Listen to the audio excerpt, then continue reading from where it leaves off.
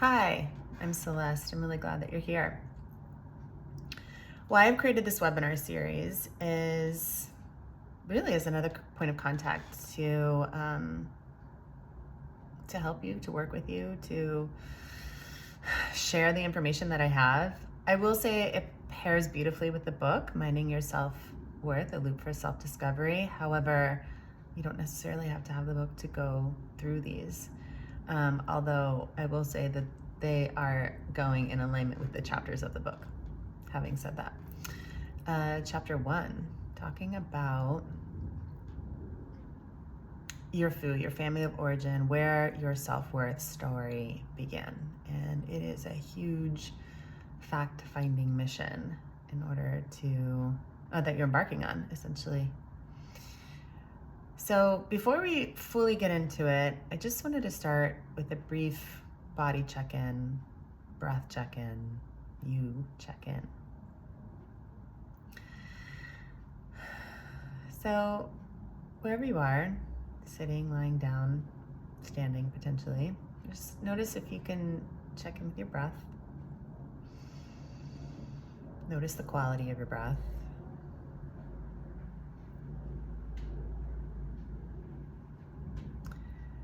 Notice how you're feeling. Not so much what you're thinking or perceiving, but just what's going on with your body. There's nothing to fix, there's nothing to change or alter. Just simply opening up your awareness of the space that you're in currently, knowing that it is temporary.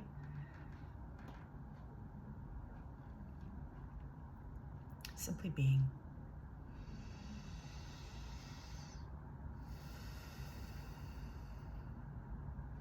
And if it feels okay for you to just close your eyes, lean back, soften into your seat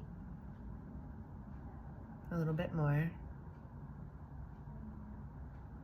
and starting at the crown of your head, or if you prefer your feet, and just scan your body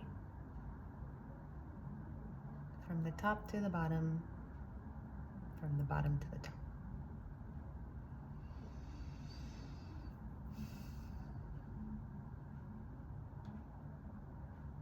Okay, when you feel ready, open up your eyes, and I'm still here with you. Okay, so part of the way I work is that I'm a somatic psychotherapist, and I take your experiences, what you're telling me, if we're working together, your stories,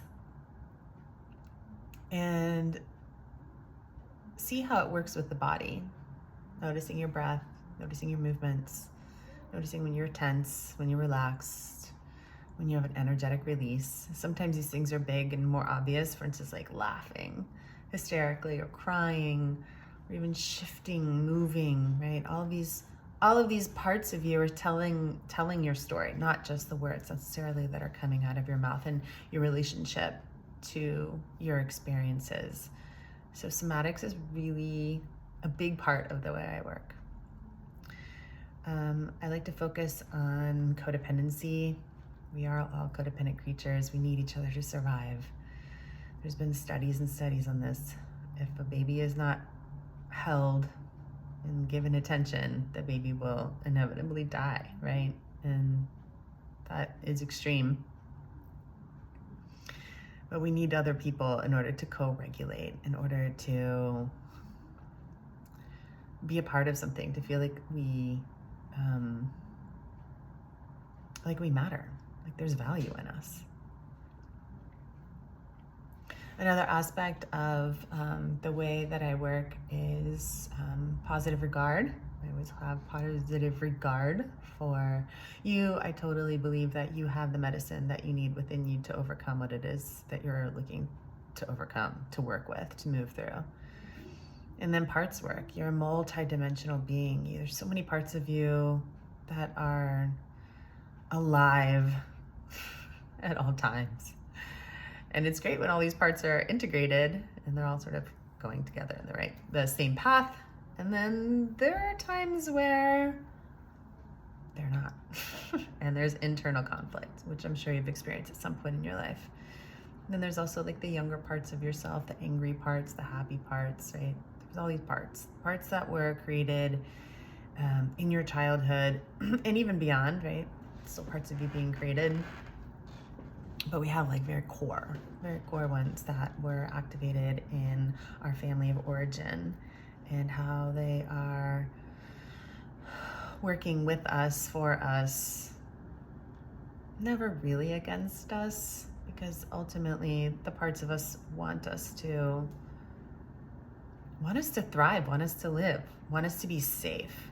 But sometimes the way in which those parts go about it is counterproductive to calling in something new in our lives, a new way of relating to ourselves, to the people in our lives, to the world around us. So those are the sort of main lenses that I'm always working through with clients, and also just with myself. So back to the fact-finding mission. Chapter 1, I'm like totally forgetting the name of the chapter, how we learn about our self-worth. It's very appropriate. How we learn about our self-worth. So it goes through, the chapter goes through some very key elements about how we learn about ourselves and the world around us, and what's appropriate, how to survive, how to thrive through our family of origin. And then there are secondary strengtheners, and that's the society in which you grow up in, and the time, and that includes the times. And we talk about like the generational ideas and how they're different, the area in which you grew up in, the culture, the religion, the race, right? And all of these sort of things interconnect with our family's story as well, and what we've come through, and the generational traumas, and how those things are also playing out in present day family relationships. So again, this idea of this fact-finding mission of, once we start to do this work, it almost feels like all the things we've been sort of compartmentalizing or putting away, or potentially not looking at, all start to like unravel and come to the forefront. And it can feel like really overwhelming. And this is the time where I see a lot of clients go into a slight depression. Like they're sad. Some stories are really painful. Some things, some old griefs, again, traumas. And then anger starts to show up. And then the coping mechanisms of like, how do you cope? How do you handle hard things? And it's like, so we're going on this fact-finding mission, and then it's almost like, well, why the fuck am I doing this? Like, my life feels like it's being turned upside down, and I almost don't even know who I am anymore. Why am I doing this? I can't answer that for you, but what I imagine, right, is if you're reaching out to me, if you're watching these videos, there is a higher self, a part of you that knows that something needs to change. And it's a courageous act to not only seek out this information, but to continue with it, because it's not necessarily easy, but like, it's so rewarding. It's so rewarding because you get you. You get you back. You get you for the first time. You get you in a new and exciting way. And yeah, I'm gonna validate it's hard work. But I guess I'm calling on the part of you that is courageous, the part of you that knows that there's something else here for you, that knows the stories of the past don't have to define who you are right now, that knows there are other ways to cope, that knows you're worth more, you're capable of more, and you want more. Or different, if more doesn't really resonate with you, something different, right? So again, in the book, I give quite a few questions, but they're only just a beginning point of what were the messages that you learned from your family, either directly, being explicitly told, or indirectly by observing the people, the places, the things, and how they interacted and what was expected of you.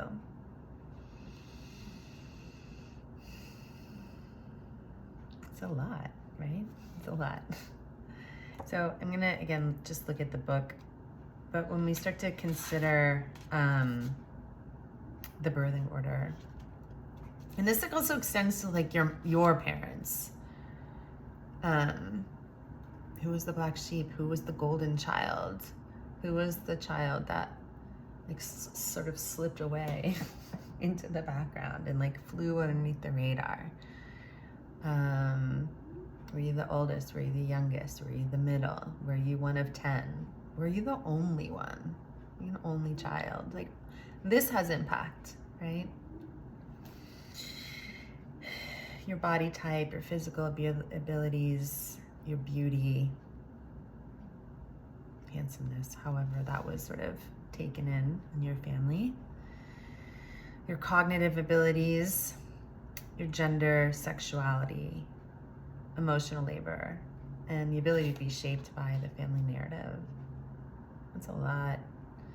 So even just slowing those parts down of like cognitive abilities, but I also think of like capacity, right? Different people have different capacities for what they're able to sort of handle. And then there's the smart one, and there's the not so smart one. And then there's these are like casual terms, but they're like put on people. And then as children, like we take them in, and then we start to like believe that, right? Because the story potentially keeps getting narrated to us. And then there's the searching for clues of like what strengthens that story. For instance, the eldest child who was parentified had a lot of extra tasks delegated to them, or that they were just expected to take over to help mom and dad, because perhaps dad was working all day and mom was an alcoholic and not emotionally available, right? So the eldest started taking care of other children. The eldest was highly intelligent and could be shaped by the family narrative. And the proof is that the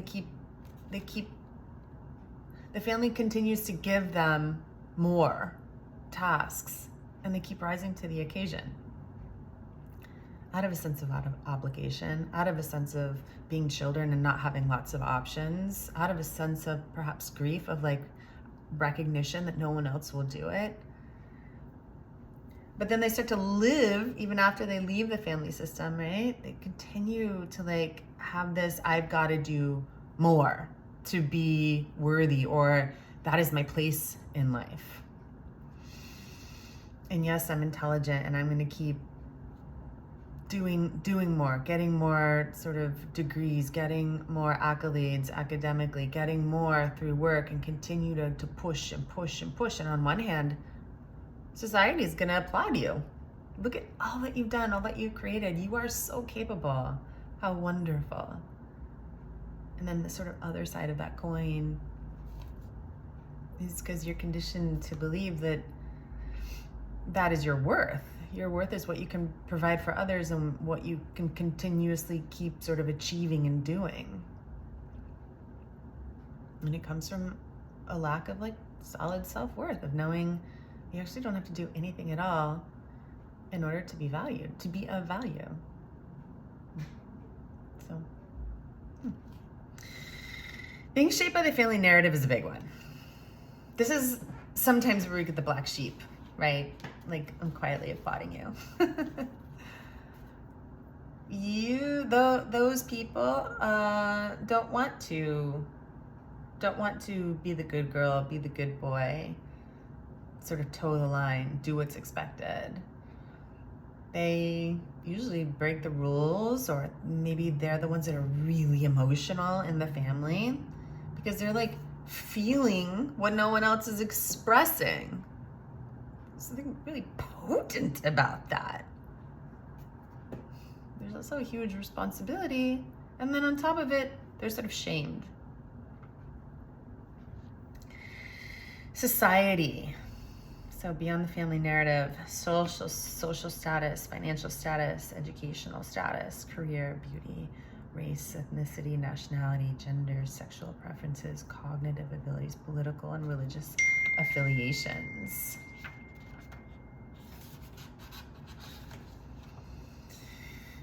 So when we get the family narrative in addition to societal strengthening of an idea, it's pretty rooted in there.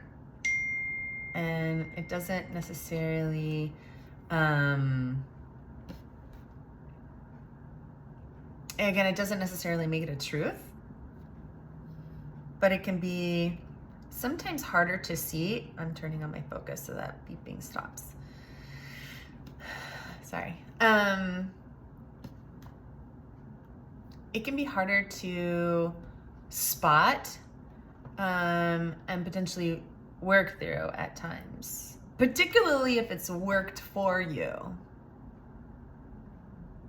We can have things that work for us, but we can also kind of be tired of, again, sort of towing the line or holding this sort of responsibility in order to be approved by the family or by society. Like, on one hand, it might look really good. It's one of those things where it looks really good on the outside, but on the inside, it's like you feel dead. You feel dead inside. You feel exhausted. You feel just like, I don't know what this is for anymore. And yet I'm still keeping up the facade. So again, when we consider how you are taking in, or taking inventory rather of your family's narrative of you and society's narrative of you, start to consider what resonates and what doesn't resonate. What feels sustainable? What feels in alignment? What feels like a yes? Versus what doesn't feel those ways. And then the sort of extra stories of guilt, obligation, shame, I can't, what if, I'm not allowed to, who am I to think I could? Like, notice when that stuff starts to pepper in. And those are just like indicators. It's not necessarily yours or for you. Also, there's this really important piece around individuation from the family narrative of my family's always been this way. Or if I didn't do this or think this or behave this way, then I would be letting my family down. Potentially. And also, is it what you really want to maintain? I can't answer these questions for you. Nobody really can. Only you can. And I want to continue to sort of foster, I will continue to foster within these videos of like, what is it that you want? What do you want? What if you could write the story from here on out? We can't rewrite the past necessarily. We can do we can do some sort of rewiring, and we'll get into that with like childhood parts and teenager parts for sure. But if you could write the story from this moment forward, what would it look like? What would it feel like? What would it taste like? What would it smell like? What if you could write the story of how you relate to people, places, and things? And that how you are also related to, right? Because we're going to talk about that in boundaries. You get to name that. It's really powerful. Don't rush any of this process, please. Take your time, let it maturate. I get the feeling of like, I just want to be past this. I'm ready for the next phase. I don't want to feel this anymore. And so if that's coming up for you, then like take a beat, take a breath, right? There's no rush. And by rushing, I mean, it's kind of a farce to think that you're actually going to move past this by moving faster. It'll just keep coming up and just keep showing itself in different ways. So actually, if you can go at a pace that you can still breathe, that you can be rooted and connected to your body, that's going to have the greatest impact. It's when we get the quickening of like, hurry up and get it done. I don't really actually want to look at that. Can I just run through this part and keep my head down? I mean, sure, I guess you could, but again, it's just going to come back up. And remembering that like healing, sometimes I get kind of funny with that word, healing. Like, are we healing? Things are shifting, right? But as you move through this, remember that it's non-linear. I'm thinking about that, the onion peeling analogy, right? You are an onion peeling. If you don't like that, maybe you're a rose petal blooming. That's, I think, a lot nicer than an onion. But you are precious, you are valuable, and even if you've never gone slow, if everyone has gone slow with you, even if you don't have any experience with going slow, that doesn't mean that you can't. That's not proof that you can't. And that you are valuable and, again, worth taking the time for.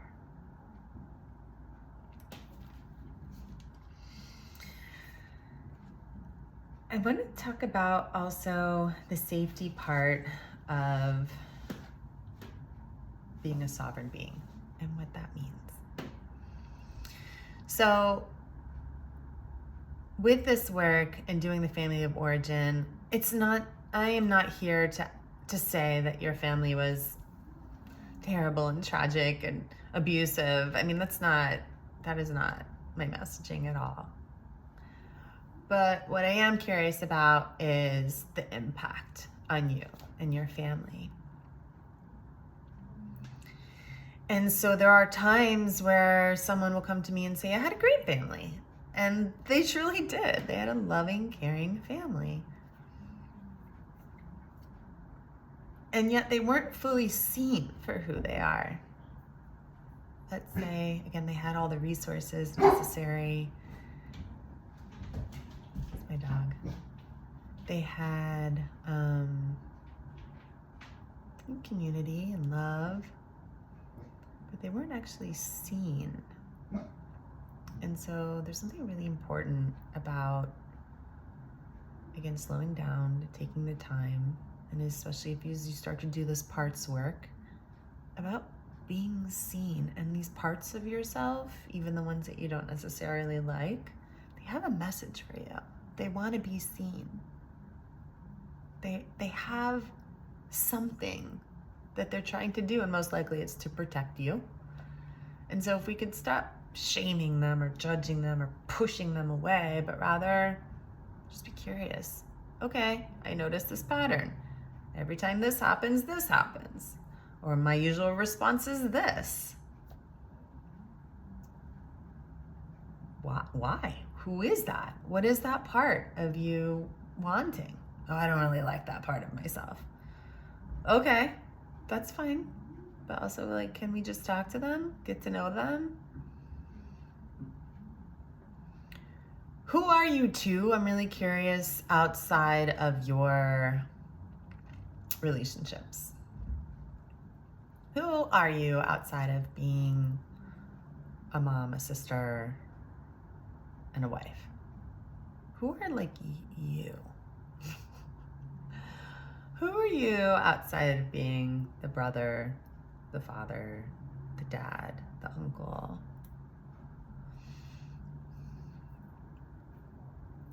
These things obviously they shape us, right? They shape the narrative, but also there are parts of you that are showing up in these roles that I'm curious. How do they work for you? How do they resonate with you? Do you like these roles? Where do you shine in them? Where do you prefer there was less responsibility, less expectations,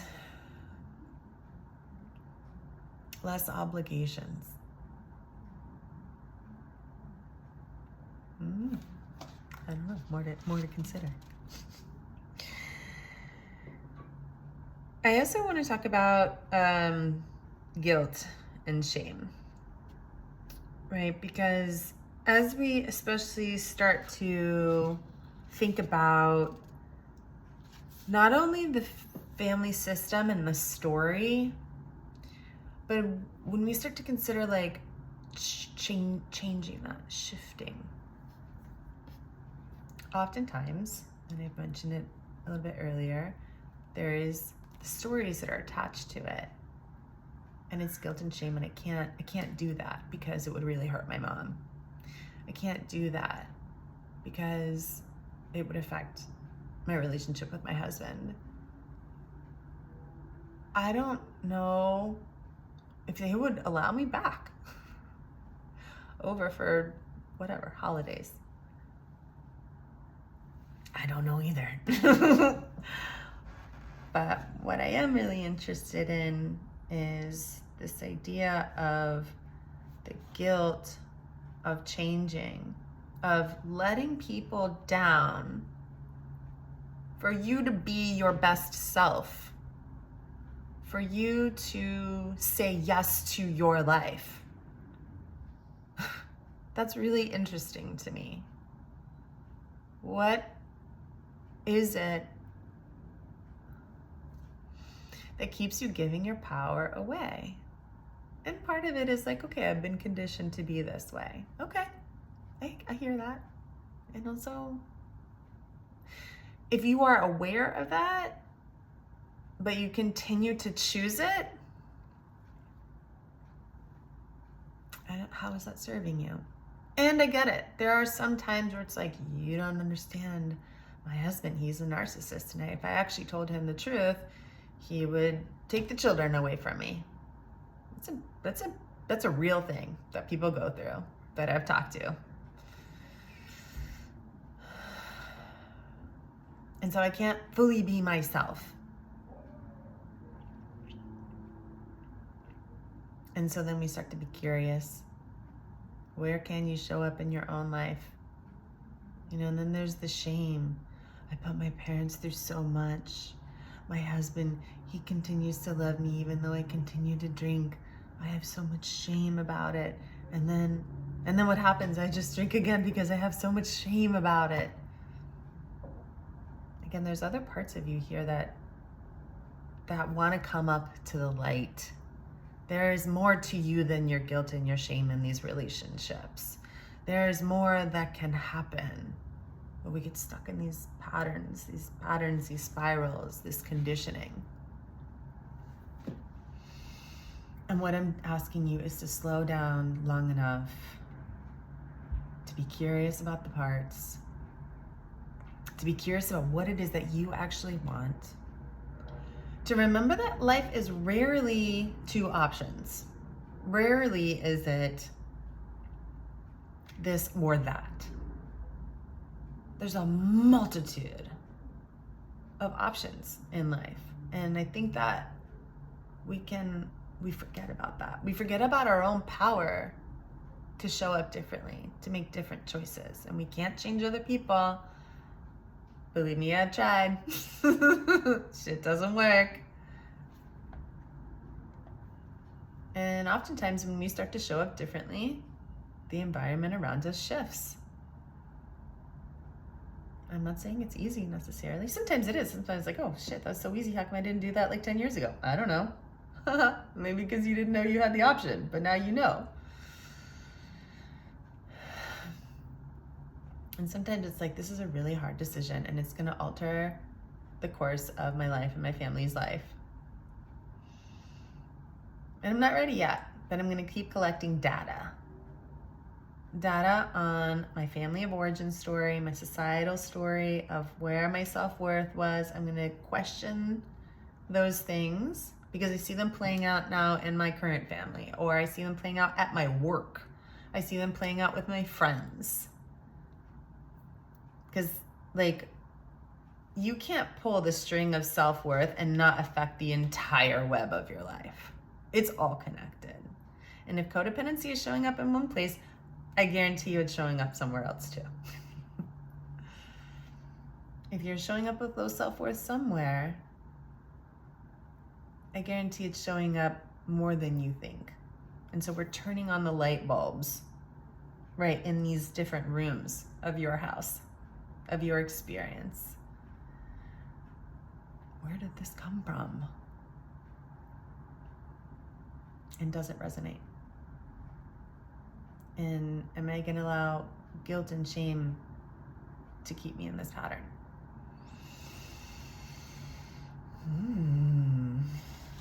I don't know, are you? If you go through the book, particularly in chapter 1, I have a series of questions. And again, they are just a starting point. I couldn't have possibly considered everything that everyone is going through in their family or has gone through in their family. But it's a really strong, again, starting point to sort of get this ball rolling for you. To know the types of things that you are looking for. And I guess what I also want to add here too is that remembering that you've already lived through so much. You've already lived through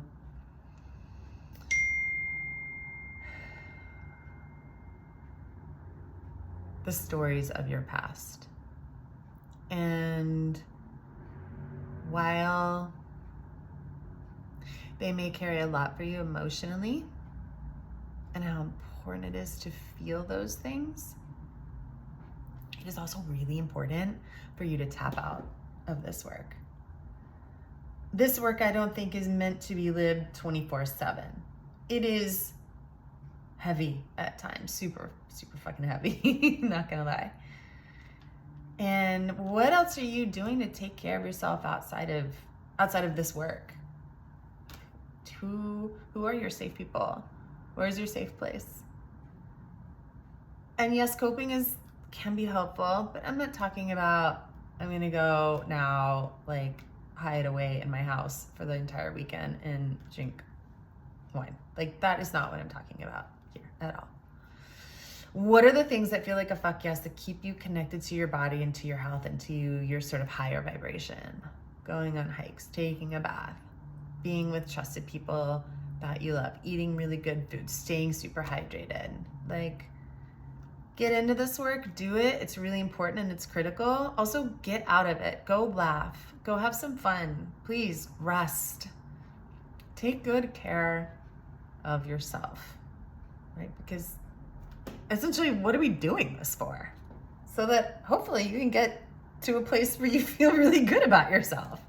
So this is like the beginning steps, and maybe you already have a self-care model and program that works for you. Great. Keep doing it, and then deepen into it, and then maybe even expand it, right? Because you're growing and you're changing and your needs are different. And so you may notice too, I used to run 5 miles a day, but that's not really getting me there anymore. How else can I move my body and get that adrenaline pumping? Maybe I go to hot yoga next, right? Or maybe this one friend used to really feel like deep friendship and where I could share a lot of my stuff and process, and now it's starting to feel not that way, right? So moving with the things that feel good, that are self-supportive, and continuing to be aware of what is actually working. So you're not just getting stuck into a pattern of that too, and then being upset that the thing that used to work doesn't work anymore. Move often. Move often. Yeah. All right. That's all I have to share with you today. Thank you so much for being here. Feel free to reach out to me for any reason. I always like to just hear from you what you're going through, how this work is impacting your life. I will see you in the next video.